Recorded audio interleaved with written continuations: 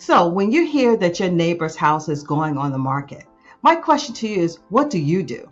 Do you decide that, yeah, I'm gonna go over and take a look at that house to see what they've done inside in order to get some handy tips? Most people do, and I encourage it. Go take a look because that's what open houses are about and for.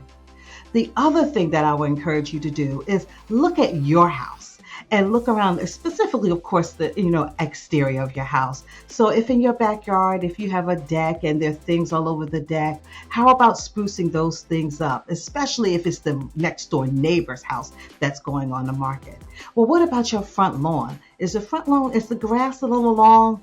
Why not now, even though it's not, you don't usually cut it right now, maybe you might want to think about cutting it so it's a little bit lower.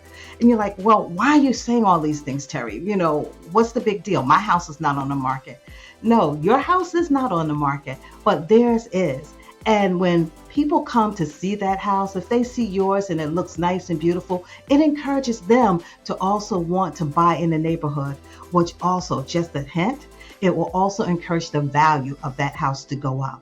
So by helping your neighbor get their house sold for a higher price, it also helps yourself in your home valuation. If you have any questions or you would like even more tips, feel free to call, text, or email me because I'm always happy to help.